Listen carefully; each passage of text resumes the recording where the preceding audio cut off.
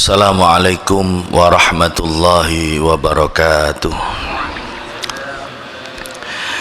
Bismillahirrahmanirrahim. Alhamdulillahi rabbil alamin. Assalatu wassalamu ala ashrafil anbiya wal mursalin Sayyidina wa maulana Muhammadin wa ala alihi wa sahbihi wa man ittaba'ahu ila yaumiddin. Subhanaka la ilma lana illa ma 'allamtana innaka antal alimul hakim. Rabbi shrah li sadri wa yassir li amri wahlul 'uqdatan min lisani yafqahu qawli. Rabbi zidna ilma warzuqna fahma wahdina siratal mustaqim warzuqna fahman nabiyyin wa hifdzal mursalin wa ilhamil malaikatil muqarrabin waftah lana futuhal arifin waftah bainana baina qaumina bil haqqi wa anta khairul fatihin. Amma ba'd, hadratal muhtaramin, para jamaah Masjid Jami' Al-Baitul Amin rahimani wa rahimakumullah, dan juga pemirsa channel YouTube Baitul Amin yang mengikuti, menyimak dan mendengarkan pengajian ini dimanapun Anda berada, yang mudah-mudahan kita semua senantiasa mendapatkan limpahan rahmat dan barokah dari Allah Subhanahu wa taala, mendapatkan syafaat baginda Nabi Muhammad sallallahu alaihi wasallam, diberikan kesehatan lahir batin dan kebahagiaan dunia akhirat, amin ya rabbal alamin. Alhamdulillah, di hari Jumat yang penuh barokah, di tanggal 15 Rabiul Awal bertepatan dengan tanggal 22 Oktober 2021, kita bisa berkumpul ngaji bareng, mengkaji sabda-sabda, hadis-hadis baginda Nabi Muhammad sallallahu alaihi wasallam. Mudah-mudahan menjadi ilmu yang manfaat, barokah, dan kita semua diakui sebagai santri-santri baginda Nabi Muhammad sallallahu alaihi wasallam. Walaupun kita tidak bertemu secara fisik, tidak bertemu secara fisik langsung dengan kanjeng Nabi, tapi ketika kita mengaji hadis-hadis Nabi, mendengarkan dawuh-dawuhnya kanjeng Nabi, mudah-mudahan kita diakui sebagai santri-santrinya kanjeng Nabi. Apalagi hari ini adalah hari santri, tanggal 22 Oktober oleh pemerintah Republik Indonesia ditetapkan sebagai hari santri nasional untuk mengenang peristiwa resolusi jihad yang dikeluarkan oleh Hadratus Syekh Kiai Hasyim Asy'ari pada tahun 45 dalam rangka untuk memperjuangkan dan mewujudkan negara kesatuan Republik Indonesia. Waktu itu santri-santri diwajibkan, bukan hanya santri, semua umat Islam. Jadi resolusi jihad itu isinya bahwa hukum melawan penjajah itu adalah fardu ain. Ini fatwanya para kiai yang waktu itu dikomandani oleh Hadratus Syekh Kiai Hasyim Asy'ari. Hukum melawan penjajah itu fardu ain. Ketika fardu ain, maka semua orang, setiap orang itu wajib untuk berperang melawan penjajah. Nah, karena kemudian ada resolusi jihad inilah yang menyebabkan kemudian waktu itu Indonesia kan sudah merdeka, tapi ini penjajah Belanda mau kembali lagi dengan menumpang ikut rombongan Kenil ketika itu. Mau menjajah Indonesia lagi, mau kembali lagi. Akhirnya kemudian berkumpullah kiai-kiai waktu itu yang dikomandani oleh Hadratus Syekh Kiai Hasyim Asy'ari, mengeluarkan fatwa melawan penjajah itu hukumnya fardu ain. Inilah yang kemudian membangkitkan semangat arek-arek Surabaya dan di sekitarnya, sehingga kemudian terjadilah peristiwa 10 November. Jadi 22 Oktober keluarnya resolusi jihad, 22 Oktober membangkitkan semangat arek-arek Surabaya dan juga para santri ketika itu, sehingga kemudian terjadilah pertempuran dan peperangan tanggal 10 November. Jadi tidak ada 10 November kalau tidak ada tanggal 22 Oktober.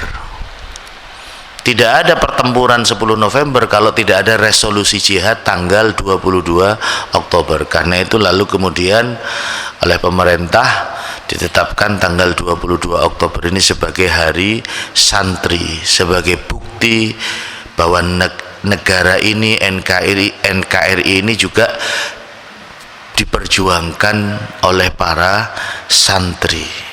Nah, mudah-mudahan kita semua walaupun tidak mondok menetap di pesantren secara khusus, tapi kita semua dengan ikut ngaji kitab Riyadhus Shalihin, mengkaji hadis-hadis baginda Nabi, kita semua masuk kategori sebagai santri. Man salaka tariqan, dawuh Kanjeng Nabi, barang siapa yang melangkahkan kaki, melakukan perjalanan, berangkat dari rumah, man salaka tariqan yaltamisu fihi ilman sahalallahu tariqan ilal jannah. Orang yang melangkahkan kaki menuju ke tempat pengajian, tempat ilmu, majelis ilmu, maka dia sama halnya dengan melangkahkan kaki dan memudahkan kaki untuk menuju ke surga Allah Subhanahu wa ta'ala. Mudah-mudahan keberangkatan kita semua, panjenengan semua dari rumah masing-masing ini terhitung sebagai amal ibadah yang mendapatkan pahala dari Allah Subhanahu wa ta'ala. Amin ya rabbal alamin. Melanjutkan pembacaan kitab Riyadhus Shalihin, bab yang menerangkan tentang keutamaan orang-orang yang lemah di antara umat Islam, wal fuqara wal khamilin, orang-orang fakir dan orang-orang yang tidak populer, orang-orang yang diremehkan. Wa an Nabi Hurairah radhiyallahu anhu an Rasulillah sallallahu alaihi wasallam, dari sahabat Abu Hurairah, beliau mengutip dari baginda Nabi Muhammad sallallahu alaihi wasallam, Kanjeng Nabi bersabda, Kanjeng Nabi dawuh, napa dawuh Kanjeng Nabi? Innahu layati, innahu sak temene kelakuan. Nah, kalau bahasa pesantren begitu, sesungguhnya layati akan datang sapa ar-rajulu wong lanang al-azimu kang gedhe, seorang pembesar, al-azim as-samin. Nah niki sing mboten enak niki, sing lemu. Nah, sing lemu niki sing jadi akan datang seorang laki-laki yang besar dan gemuk, as-samin,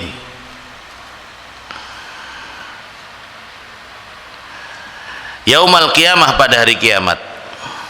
Jadi nanti pada hari kiamat ada orang yang datang, seorang yang besar yang gemuk pada hari kiamat. La yazinu indallah, yang orang ini di sisi Allah itu tidak memiliki berat, tidak yazinu, tidak, timbangannya itu di sisi Allah tidak bisa mengalahkan janaha ba'udatin, sayap seekor nyamuk. Ba'udah itu nyamuk. Di dalam surat Al-Baqarah, di Quran surat Al-Baqarah ada firman Allah yang berbunyi, innallaha la yastahyi ayyadriba mathalan ma ba'udatan fama fawqaha. Allah tidak malu menciptakan la yastahyi mathalan ma ba'udah. Allah tidak malu untuk menciptakan seekor nyamuk atau di bawah nyamuk. Nyamuk itu kan ciptaan Gusti Allah.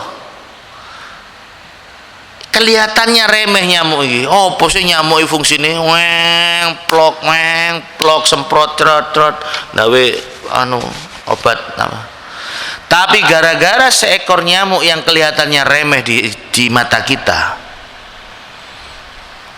maka nyamuk ini bisa menghidupi buruh-buruh pabrik obat nyamuk. Gara-gara nyamuk maka buruh-buruh pabrik bisa dapat makan. Karena itu Allah tidak malu menciptakan seekor nyamuk yang seolah-olah remeh. Ayo saya ingin tahu sampean iso enggak gawe nyamuk sampean? Ayo, iso enggak sampean gawe nyamuk? Ahli-ahli robot, ahli-ahli gawe nyamuk. Allah tidak malu untuk menciptakan seekor nyamuk. Innallaha la yastahi ayyadriba mathalan ma ba'udatan fama fawqaha. Allah tidak malu untuk menciptakan seekor nyamuk atau di bawahnya. Contohnya apa yang di bawahnya? Yang lebih kecil dari nyamuk apa? Hah? Tengu. Saya main tahu roh tengu. Boten saged, tidak bisa dilihat tengu itu. Jarine ono tengu, tapi apa gak iso ndelok. Tapi iso dirasakno moro-moro gatel. Moro-moro gatel. Gara-gara tengu. Pabrik-pabrik obat gatel niku. Nggih. Masya Allah. Karena itu Allah tidak malu menciptakan seekor nyamuk, menciptakan tengu. Termasuk virus corona nih. Gara-gara virus corona nih pabrik-pabrik masker laris. Ayo coba mulai corona wis ping piro sampean tuku masker? Pabrik-pabriknya itu. Gara-gara corona niki napa jenenge? Cuci tangan itu. Hand sanitizer, belum lagi vaksin, belum lagi swab. Buang antigen, Masya Allah. Ya, walaupun ada yang mengatakan bahwa virus COVID ini bikinan manusia, ini virus konspirasi, wallahu a'lam. Tapi yang jelas segala sesuatu yang terjadi di muka bumi ini, di dunia ini, tidak ada yang lepas dari skenario Gusti Allah. Tidak ada yang lepas dari perencanaan Gusti Allah. Memang Gusti Allah sudah menskenario ada masa di mana kita harus sholat jaga jarak, nggih. Ada masa di mana kita harus ketemu wong salaman nganggo tinju. Ono sing salaman waktu itu saking nemene cukup sikil ketemu sikil. Nah, ada masanya. Dan ini nanti akan menjadi cerita sejarah. Ada masanya Indonesia 2 tahun sudah libur, tidak memberangkatkan jamaah haji. Tapi alhamdulillah sekarang Mekah sudah mulai longgar, tidak ada lagi sholat dengan jaga jarak di Masjidil Haram, sudah dilepas.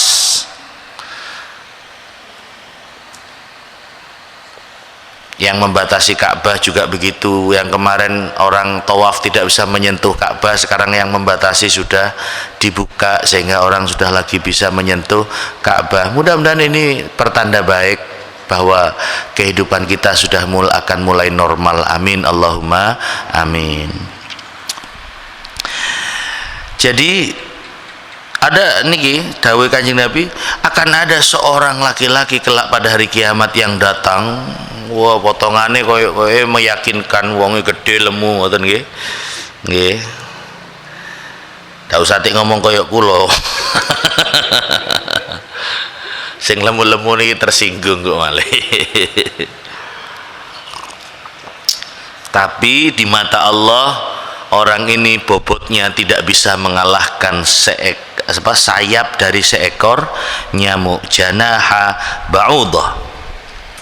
Kenapa? Karena orang ini cuma menang potongan itu, tapi dia tidak punya amal kebaikan yang bisa diandalkan. Dia tidak punya amal baik, kuwede, tapi gak tahu ngelakoni sholat. Dia orang pembesar, azimun itu artinya pembesar, para pembesar. apa golongane bangsawan, apa golongane bangsa tangyawan sampai subuhe telat. Bangsawan bangsa tangyawan subuhe telat niate usolli fardhu subhi rakaatain mustaqbilal kiblati kawanan lillahi taala. Duduk qadaan kawanan saking awane, masyaallah. Ya. Jadi kelak di akhirat itu di surat Al-Qari'ah itu diabadikan oleh Allah, fa amma man thaqulat mawazinuhu fahuwa fi 'ishatin radiyah. Orang-orang yang timbangan amal kebaikannya thaqulat berat, mawazinu thaqulat mawazinu timbangan amal kebaikannya berat, maka orang itu fahuwa fi 'ishatir radiyah, dia akan mendapatkan kehidupan yang diridhoi oleh Allah Subhanahu wa taala, artinya dia akan masuk surga. Tapi sebaliknya, wa amma man khaffat mawazinu fa ummuhu hawiyah. Orang-orang yang ringan timbangan amal kebaikannya, fa ummuhu hawiyah, maka tempatnya adalah neraka hawiyah. Wa ma adraka ma hiya, apa yang kau ketahui tentang neraka? Wa ma adraka ma hiya, neraka hawiyah itu apa? Narun hamiyah, api yang membara, api yang mendidih, yang membara. Geni niku lak macame ono geni warna kuning, ono geni warna abang, ono geni warna biru. Nah niki sing medeni sing biru niki.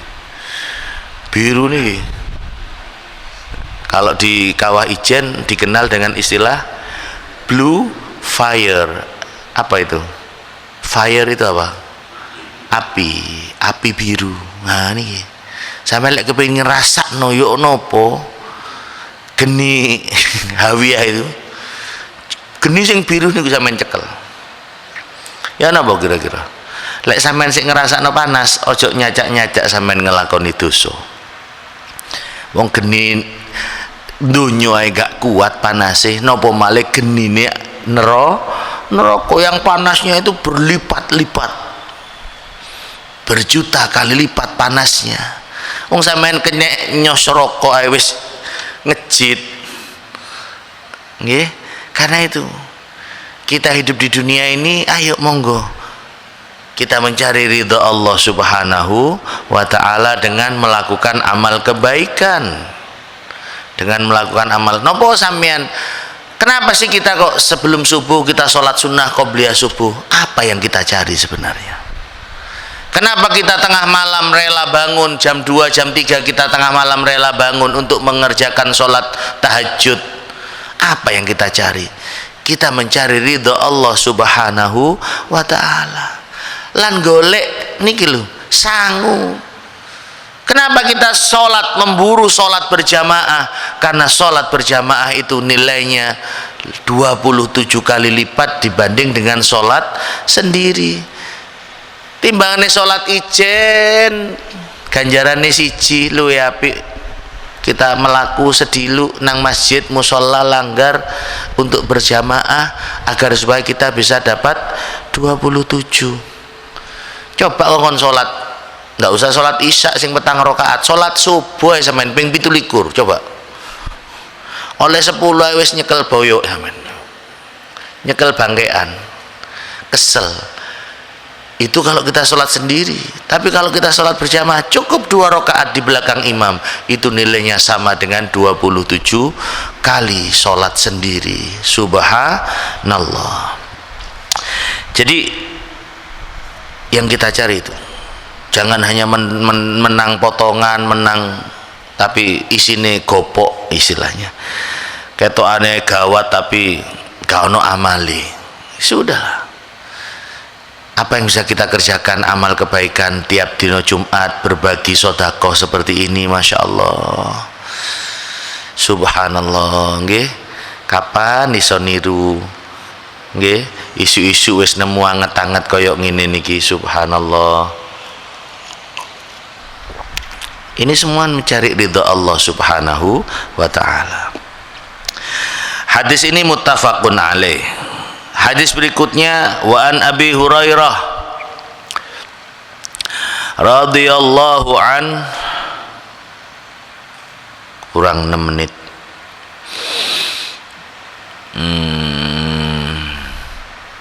Wa anhu, dan dari sahabat Abu Hurairah, anna mra'atan sauda, ada seorang perempuan, sesungguhnya ada seorang perempuan yang sauda. Sauda itu hajar aswad. Aswad itu apa? Batu hitam. Sauda itu banget irenge. Ono wong wedok sing nemen irenge. Kalau di Mekah itu kan kadang-kadang kita ketemu kulit-kulit yang, kalau kita ini kan sawo mateng coklat lah. Ono sing kuning langsat, Di sana itu ono sing kulitnya ireng beteng, hitam pekat, gelap gulita. Ada seorang perempuan yang hitam, sangat hitam. Kanat takumul masjid. Perempuan ini suka menyapu masjid. Penggawean ini seneng nyapu masjid. Di dalam riwayat yang lain dikatakan ini seorang pemuda, au syaban, atau seorang pemuda, ya, yang senengannya nyapu masjid. Fafaqadaha au faqadahu Rasulullah sallallahu alaihi wasallam. Lalu Rasulullah merasa kehilangan. Nang di wong iki kok gak tau ketok wong wedok sing ireng atau seorang pemuda ini sing biasanya nyapu masjid kok gak tau ketok. Kanjeng Nabi itu merasa kehilangan.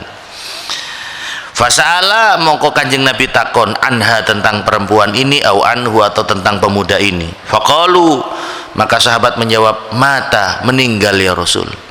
Nang di wong wedok sing biasanya nyapu masjid iku nang di kok aku gak ketok? Kanjeng Nabi bertanya. Sahabat menjawab, wafat ya Rasul. Sedo Kanjeng Nabi. Qala mongko dawuh sapa Kanjeng Nabi, afala kuntum adzantumuni bih. Kanjeng Nabi bertanya, kenapa kalian tidak memberitahu aku? Apa sampean kok gak ngabari aku lek wong iki meninggal? Kanjeng Nabi bertanya, faka'annahum sagharu amroha.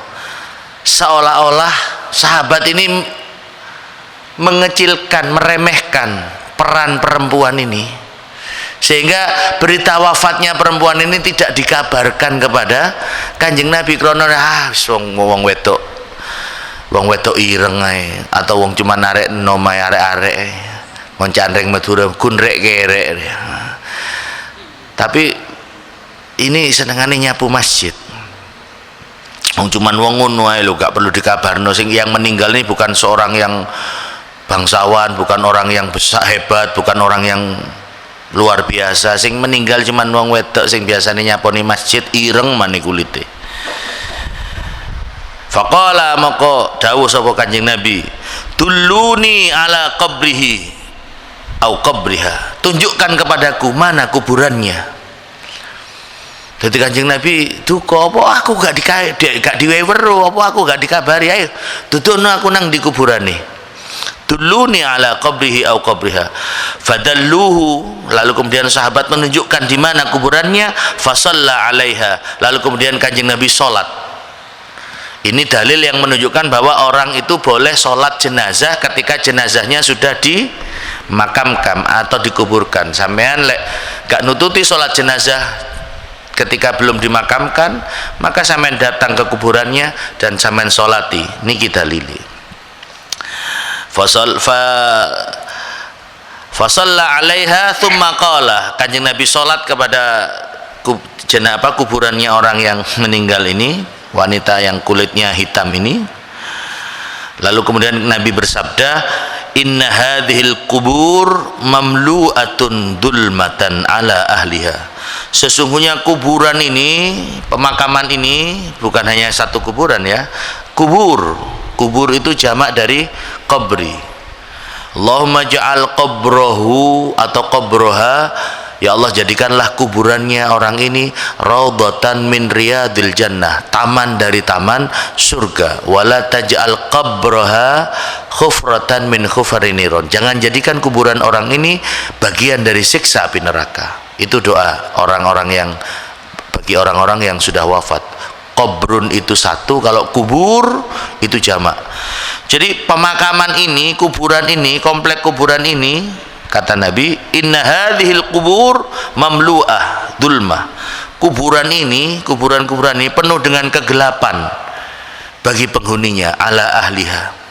Wa innallaha, dan sesungguhnya Allah, yunawwiruha, menerangi kuburan pemakaman ini, yang ada di pemakaman ini, yunawwiruha lahum bisolati alaihim. Allah menerangi orang-orang yang ada di kuburan ini, makam-makam ini semua Allah menerangi. Karena apa? Karena solatku, kata Nabi, alaihim, kepada mereka. Karena itu kita kalau lewat kuburan, kita disunahkan untuk mendoakan, assalamualaikum ya ahlal kubur, antum salafuna wa nahnu bil athar, atau assalamualaikum ya ahlal kubur, inna lakum lahikun. Lalu kita berdoa, nas'alullaha lana walakum al-afiyah. Kami memohon kepada Allah bagi kami dan bagi kamu semua al-afiyah, mendapatkan ampunan dari Allah Subhanahu wa ta'ala. Ini dalilnya ziarah kubur. Kanjeng Nabi saja ziarah kubur, ini dalilnya nih. Ini hadis muttafaqun alaih.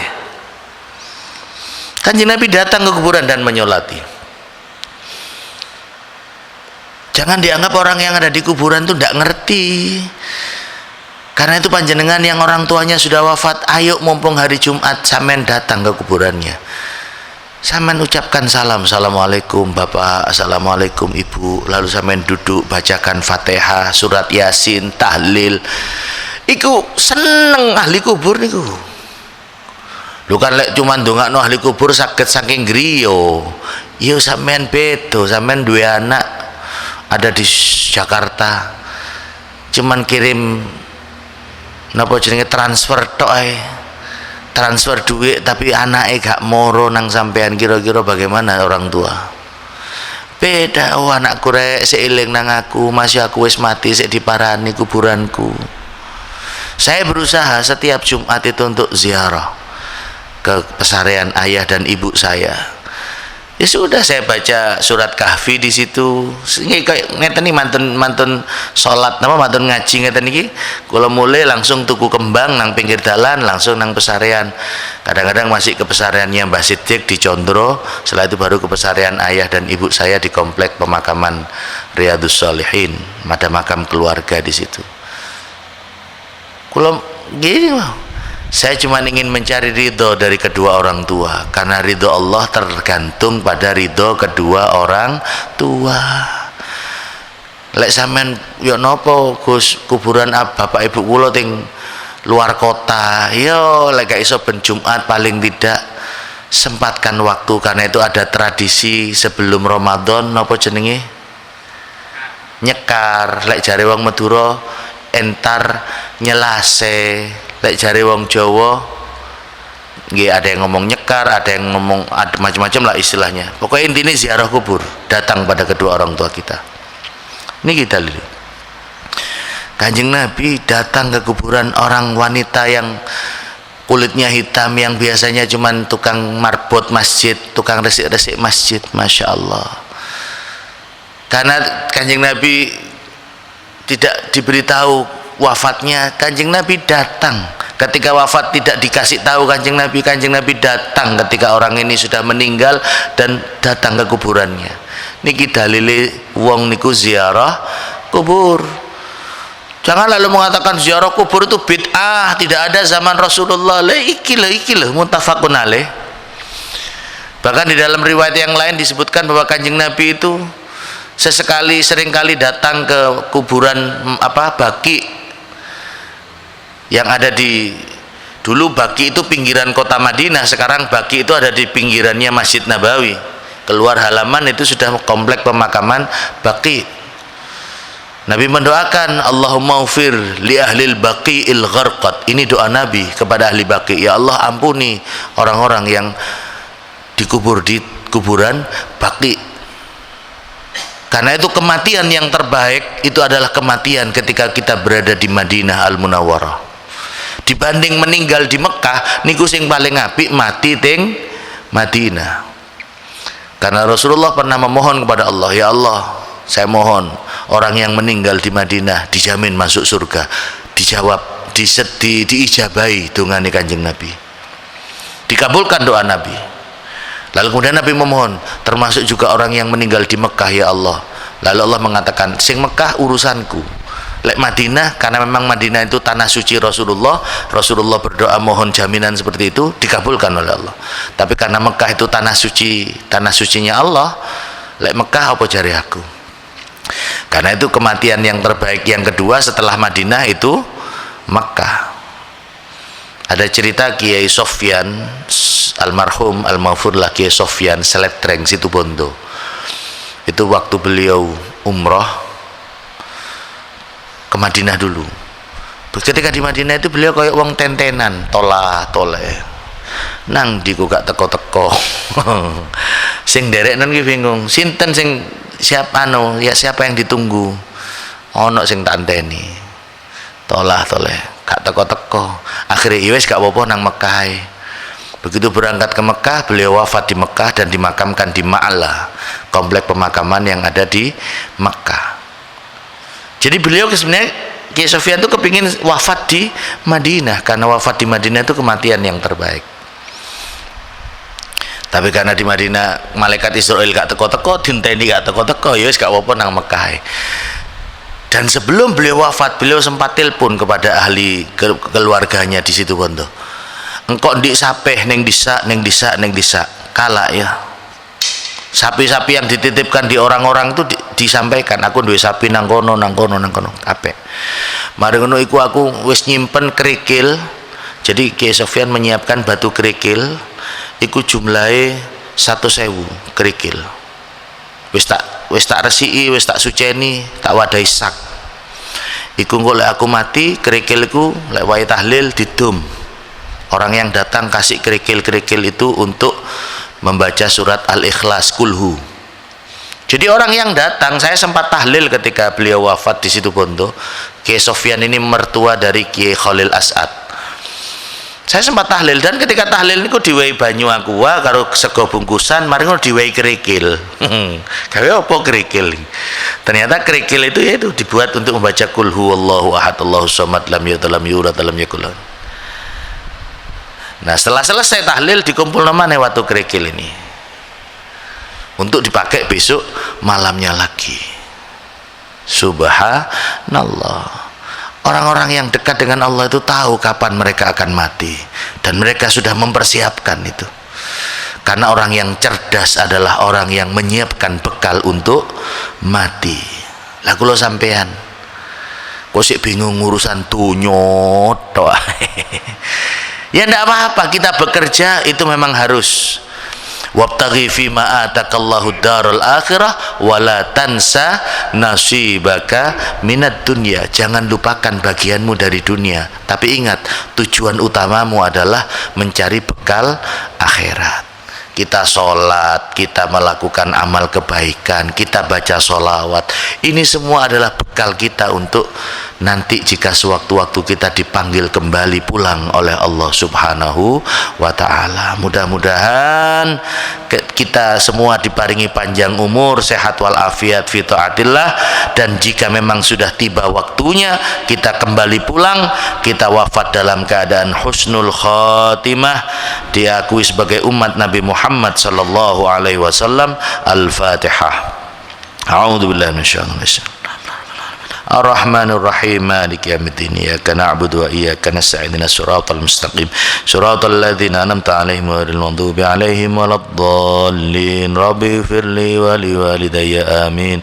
Subhanakallahumma wa bihamdik, asyhadu an la ilaha illa anta, astaghfiruka wa atubu ilaik. Walhamdulillahi rabbil alamin. Assalamualaikum warahmatullahi wabarakatuh. Allahumma salli wa sallim wa barik ala sayyidina Muhammad